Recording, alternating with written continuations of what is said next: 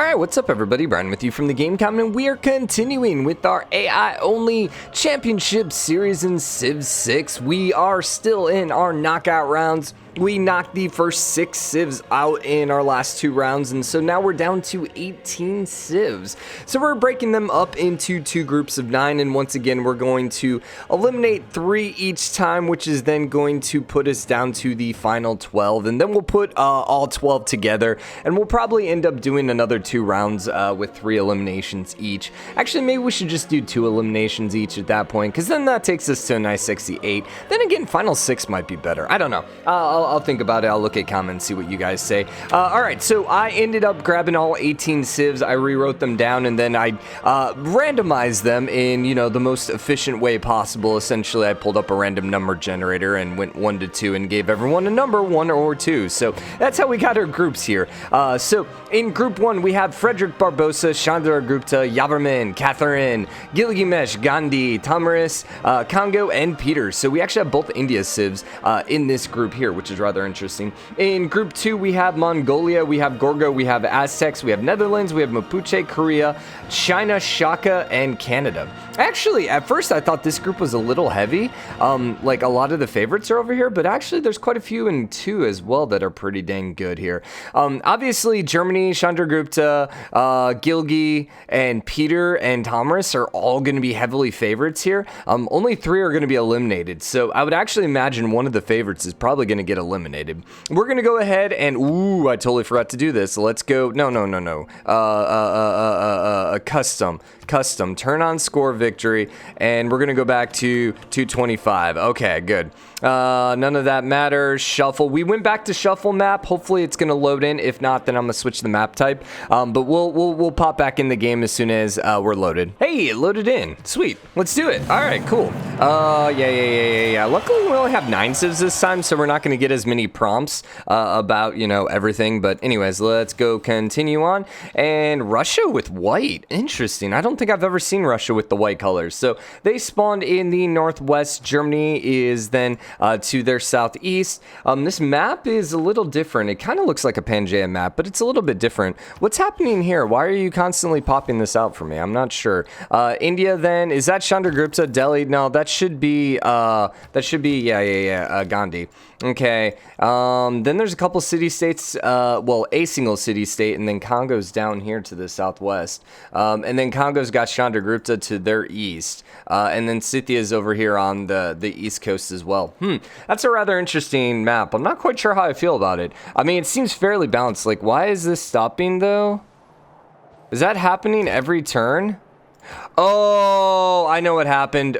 Yep. I'm stupid. So we ended up live streaming, so I was actually playing the game, so I gotta actually re-enable auto intern. Yeah, there we go. Okay.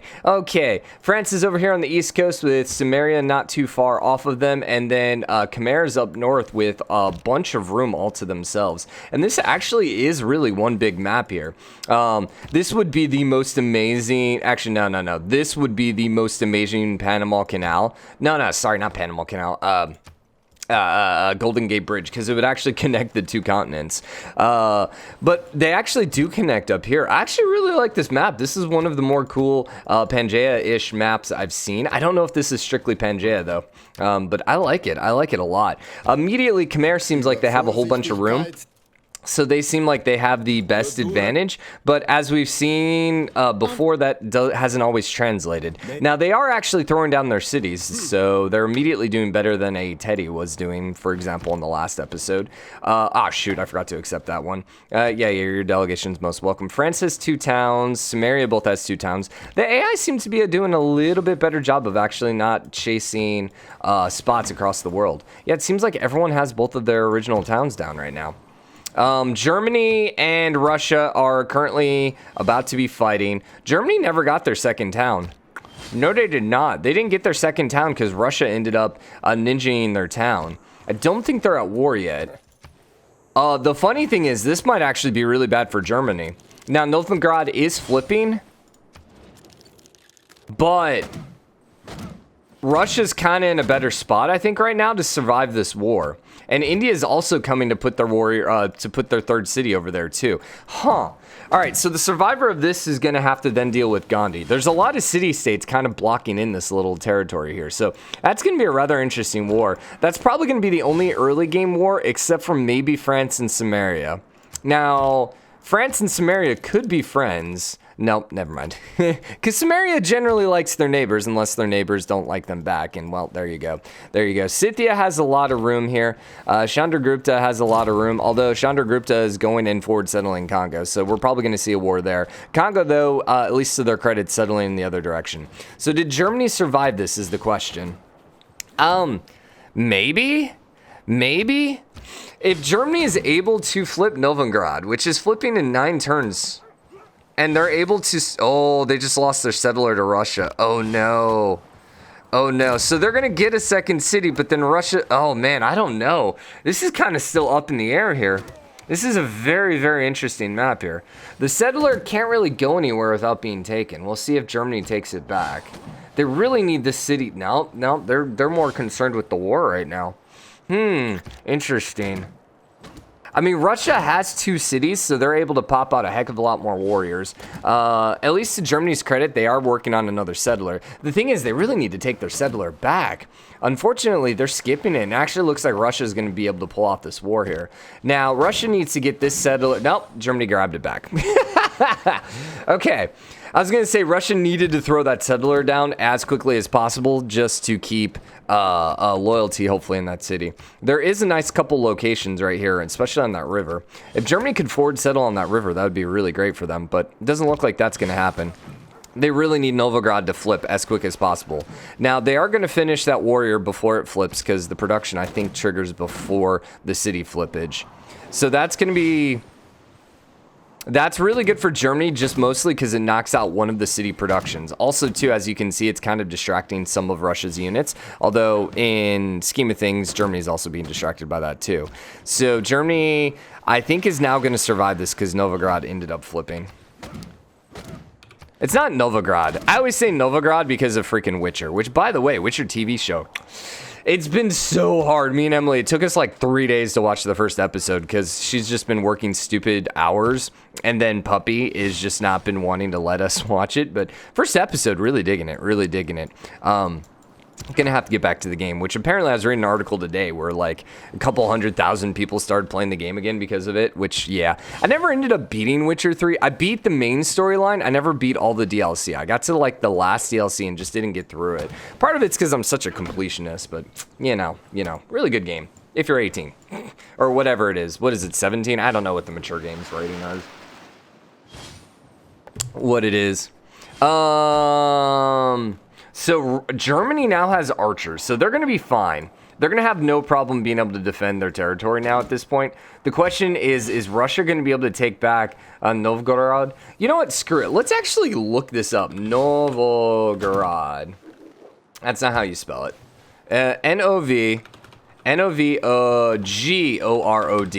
Pronunciation. There we go. Let's see how you actually say it. Novgorod? Novgorod? Come on. Novgorod, Russia. Novgorod. So I'm actually not that bad. Novgorod is how I'm saying it with an A. Novgorod. Novgorod? Russia. Novgorod. Novgorod. Novgorod. Okay, Novgorod. It actually sounds very Russian. Novgorod. Okay, cool. Samaria did declare war over here on France while we were distracted with Novgorod. And it looks like Samaria is actually losing this war. They only have 2 cities out right now. Interesting. They do have the 3rd settler there, so I'm not quite sure what they're waiting for. Where France has 3. France has been one of those kind of like every single map thus far, she's done really, really good. She did lose most of her army here, but she has done really good, even though she's not one of the stronger civs in the game. But she's been consistently pretty good. Khmer's also been kind of in that boat, but maybe not as strong. Chandragupta is not really accomplishing a whole lot. Congo's not really accomplishing a whole lot, except Congo basically just completely cut off Russia. So, and Novgorod ended up flipping over to Germany. So this might actually be the end of Russia. Could it finally be happening? Russia actually gets beat at their own game? Well, let's see. Germany's currently in last place, which seems strange. I mean, they only have 2 cities down. That would actually be hilarious if Germany and Russia knocked each other out. And then Chandra Grupto. My gosh, these are all 3 of the favorites right here. That's all 3 of the favorites are currently getting their butt kicked. And then the ones who are probably the least favorite in this game, Yaverman, Catherine, and Gandhi, are the first 3. I think Congo maybe could go up there too, because Congo can't get a religion. So Congo's one of those civs that I think they're going to be like the Mari. I don't think they'll ever be able to win just because they can never get that religion. And so I don't think it's going to necessarily mean that they're going to lose. Like, obviously, they're not losing every game. But, you know, it's just consistently, they're just never going to be able to put, like, at some point, they're going to get screwed. And not having a religion is really going to come back and bite them. So war carts are doing decent amounts of damage. Brian's going to need some more coffee here. Brian's pretty low in coffee right now. Dude, this waking up 7 a.m. with the dog is just like really screwed up my coffee schedule.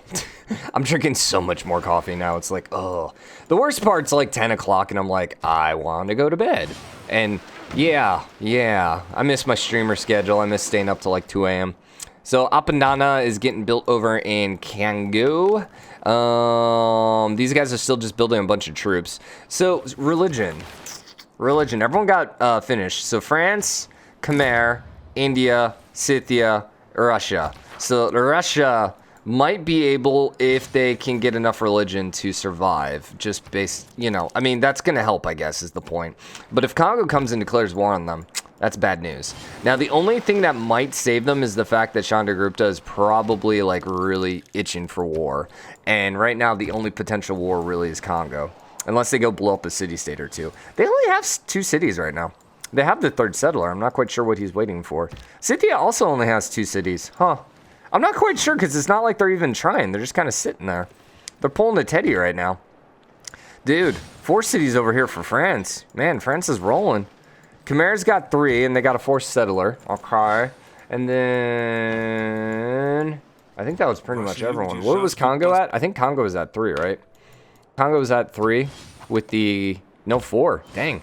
Yeah, it's interesting. It's like some people have 4 cities. Other people don't even have 3 yet. All right, so Germany's now doing a final push towards Russia. It is not winter in Russia, though, so no blizzards to save the Russian army. I kind of wish... Like, wish list, and it probably would never happen in Civ 6, but maybe it'll happen in Civ 7 or the Sega game. What is it called that's coming out? I think it's next year now. But the basically Civ clone, which looks kind of interesting. One thing I would love to see is actual seasons. So I'd like to actually, you know, and it's hard because you're going through so many eras and stuff like that, but it'd be really interesting, you know, to kind of have seasons pass and be like, oh crap, it's actually winter. I got to be wary of my troops moving through their territory.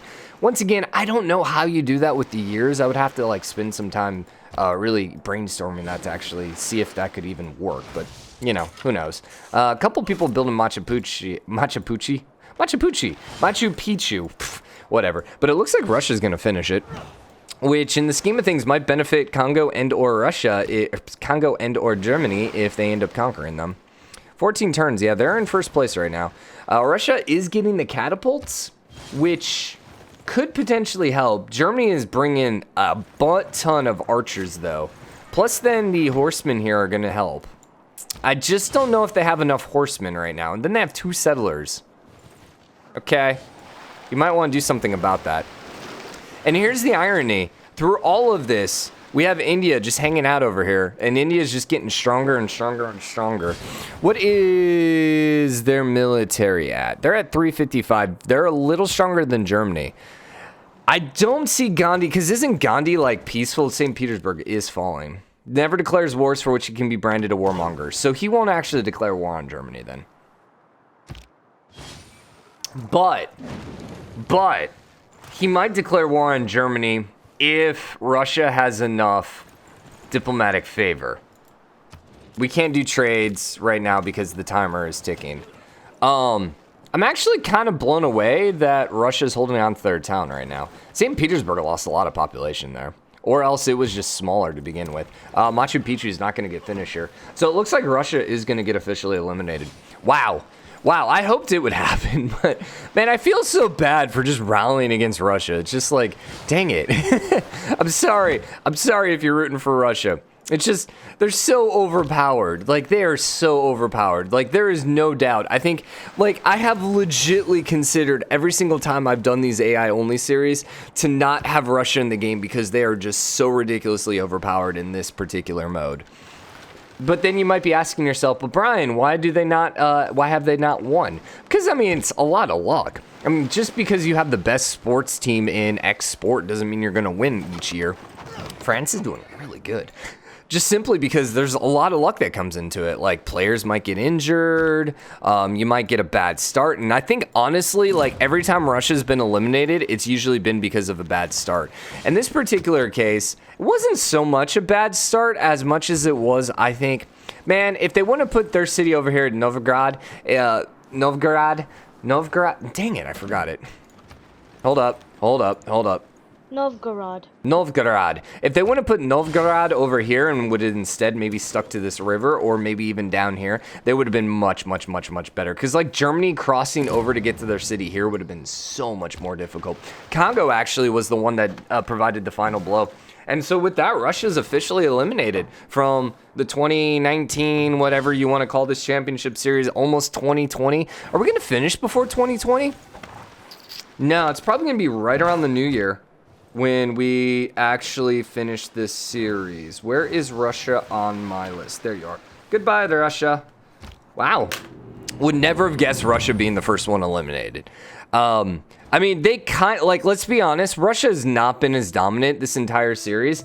Clearly, their players just didn't really show up this time. They've been a little lazy. Definitely just not as strong as we've seen them in the past. I think they kind of just expected to win and maybe cruise there. Or, you know, maybe they were just playing a little injured, you know. I heard that maybe they tweaked their hamstring in some of the startups or some of the practices. But, you know, I'm not going to deal with unsubstantiated rumors. And everyone's like, what the heck is he talking about? I don't know. So, Congo got a normal age. Everyone else got dark ages. Interesting. I wonder why Congo got a normal age. Gray people? Wonders? He got a wonder and no gray people. Oh, he got +5 for eliminating Russia. Yeah, because he ended up eliminating Russia. That probably was what made the difference then. No point swords, great. Admiral, sure. Doubt anyone's really making great admiral points, although we did see a harbor. Holy sight, no one's making great admirals. Oh no, we just screwed up the entire balance of the game. Are there any civs left in the game? I don't think so, right? That might be against Congo. Military emergency against Germany, which is kind of interesting, and it failed against Congo. Because would that bring Russia back, hypothetically speaking here? So they're at war with France, Gandhi, and Congo.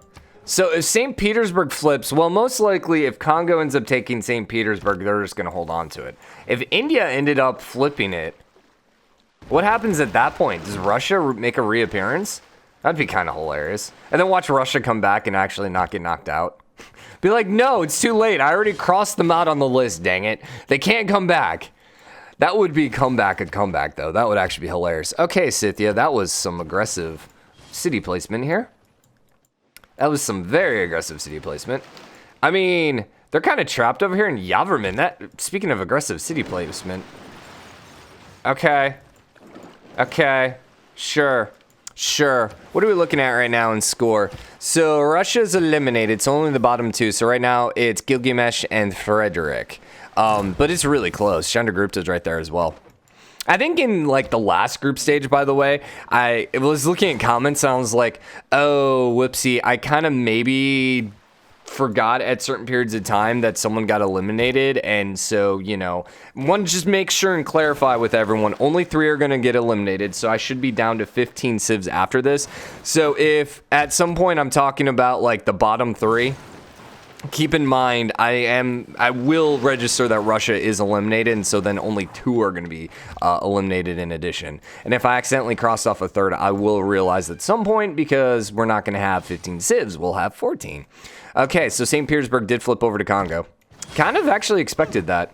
Congo's got their unique unit right now, and I'm pretty sure if I remember right, their units are pretty good. NGAO. They have, let's see, 36 melee strength, so it's the same there. But they get plus 10 when defending against range attacks. And they can see and move through the woods. So maybe not, but Germany did have a lot of archers. So from that standpoint, yeah, they actually are doing pretty good. They'll probably be able to take Trier here as well. Yeah, probably, unless Germany can get their troops over here. But Germany's troops are kind of far away at this point.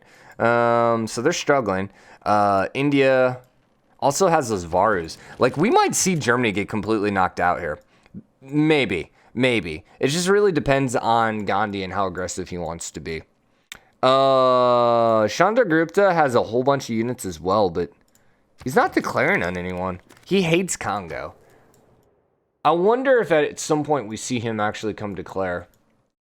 Scythia looks like they might be going for Kumasi.